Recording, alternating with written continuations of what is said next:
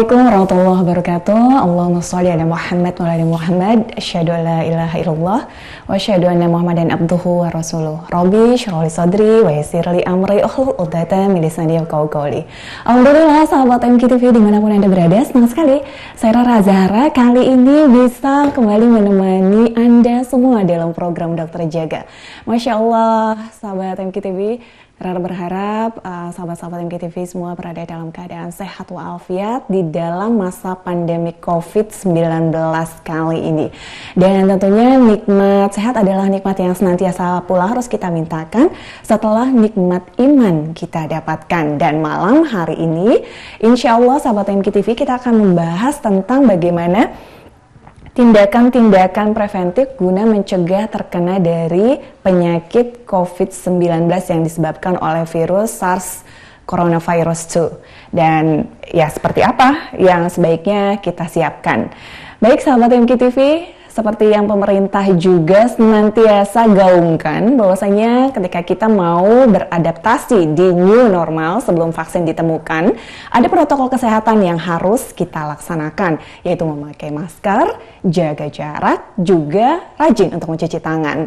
Baik sahabat MKTV, kalau di MKTV kita ternyata diingatkan juga oleh Kiai Haji Abdul Hakim Nasir ataupun Agim untuk senantiasa memakai protokol syariat, yaitu ada protokol doa, protokol istighfar, dan juga protokol sedekah. Insya Allah dengan kesatuan dari protokol tersebut, sahabat MKTV, mudah-mudahan insya Allah bisa membawa kita selamat dalam menghadapi pandemi COVID-19. Dan sahabat MKTV, guna mengetahui lebih banyak lagi ilmu tentang penyakit dari COVID-19, karena banyak sekali rumor yang beredar belakangan ini, untuk itu kita akan nanti terhubung langsung ya dengan Dr. Dendi Juanda, spesialis penyakit dalam melalui link Zoom.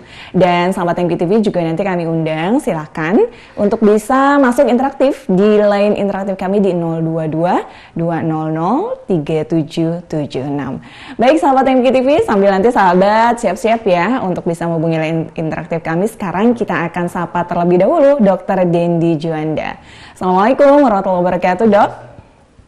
Waalaikumsalam warahmatullahi wabarakatuh. Gimana kabarnya, Dokter? Alhamdulillah baik. Alhamdulillah, Masya Allah, nih tugas para dokter ya. Baru kemarin nih beberapa hari yang lalu nih Pak Dokter ya, Indonesia mengheningkan cipta katanya ya, 100 dokter sudah terlist gitu ya. Itu ternyata memang kalau yang muslim adalah syahid gitu loh dalam menghadapi pandemi COVID-19. Dan tentunya kita berharap Indonesia bisa menang insya Allah untuk menghadapi pandemi COVID-19 ini. Dan kurvanya yang tren lainnya masih naik, kita berharap sudah bisa mengalami penurunan ya Pak Dokter ya. Amin. Amin. Mungkin saya ralat jadi 101 hari ini. 101 hari ini ya. Untuk ada tambahan dari dokter sejawat kita dari Aceh, Dokter Anastasi hari ini jadi 101 dan 70 perawat yang sudah syahid juga. Jadi ada 101 dokter dan 70 perawat. Dan telah gugur dalam pandemi COVID-19 di Indonesia ini. Baik, merupakan jumlah tertinggi di negara ASEAN ya, tenaga kesehatan yang wafat. Baik, dibanding dengan negara-negara tetangga. Baik Pak Dokter, tentunya kita juga turut bela sungkawa ya Pak Dokter dan turut berduka cita. Dan kalau sebagai muslim kita juga turut senantiasa mengirimkan doa dan juga memberikan pesan-pesan ketabahan dan kesabaran kepada keluarga besar yang ditinggalkan. Insya Allah semoga segala amal baiknya diterima oleh Allah Subhanahu Wa Taala, diampuni dosanya dan juga diterima sebagai syahid husnul khotimah. Amin ya Allah ya Rabbal Alamin. Amin. Baik Pak Dokter, ini untuk sebagai awal ya kita bahas terlebih dahulu. Kalau sebagian dari masyarakat kita menghadapi pandemi COVID-19 ini, sebenarnya virus ini, Pak Dokter, memang khususkah menyerang manusia saja SARS-CoV-2 ini, atau seperti apa Pak Dokter? Bisa dijelaskan?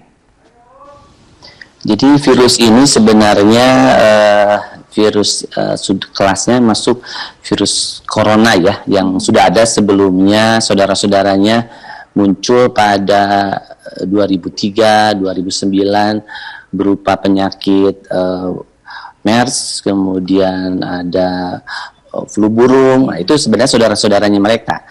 Tapi karena mereka penularannya bukan lewat manusia, dapat dikendalikan dengan cepat. Baik.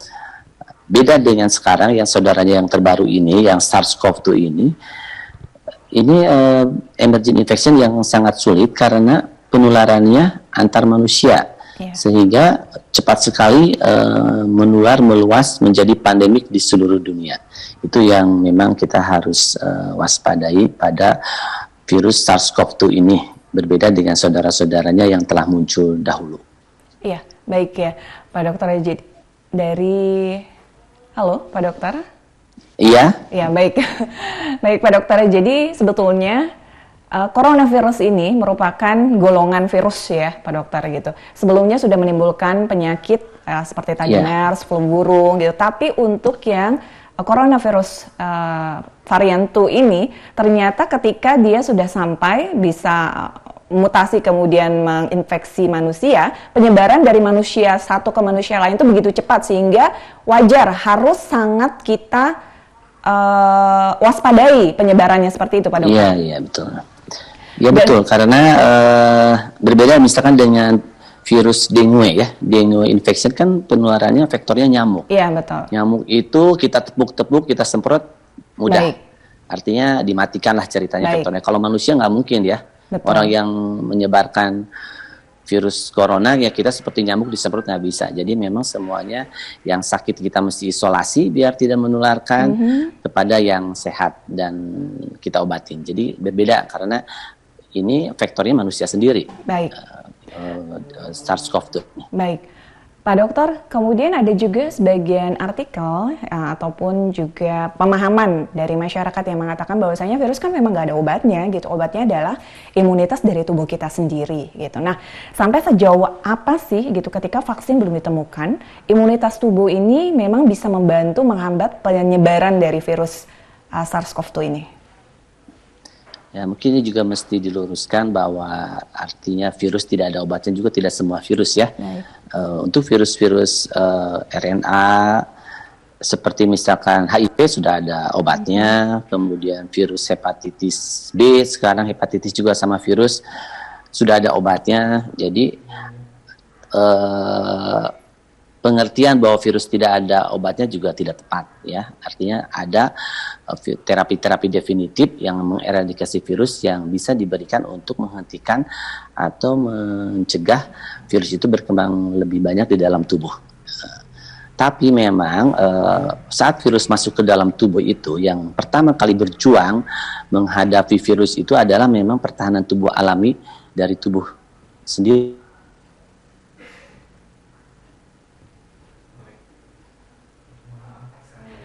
Baik, Pak Dokter, mohon maaf, ini suaranya, koneksinya agak terputus, Pak Dokter. Jadi tentara pertamanya memang antibodi yang ada dihasilkan dari sel-sel kekebalan ya, sistem imun. Jadi nanti kita punya sel-sel imun yang disebut dengan sel T, sel B, ada lagi sel natural killer. Itu yang pertama akan bergerak saat virus masuk ke dalam tubuh. Jadi memang pertama kuncinya kekebalan kita dulu harus baik.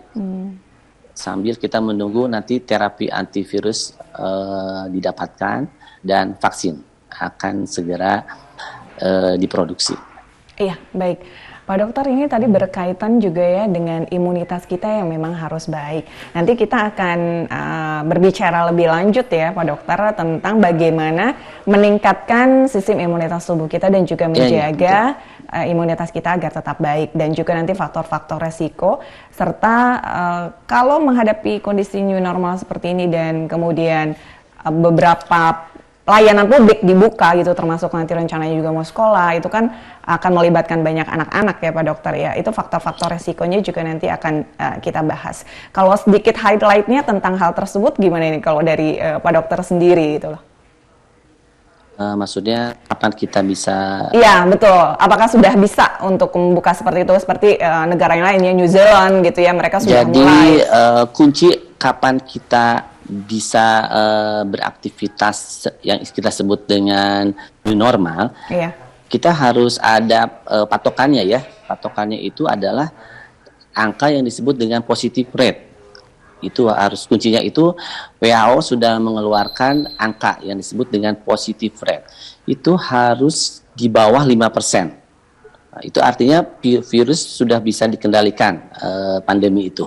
Iya, baik Pak Dokter. Itu aman nih. Pak Dokter, Jadi mohon itu maaf. yang harus menjadi patokan. Pak Dokter, baik Pak Dokter. Ya. Untuk positivity rate yang dipegang oleh Indonesia, nanti kita akan lanjut lagi jumlahnya. Kita akan tanya juga sama Pak Dokter. Ya. Tapi nanti kita akan jeda sejenak terlebih dahulu setelah kita simak beberapa informasi dari relasi MKTV yang berikut ini.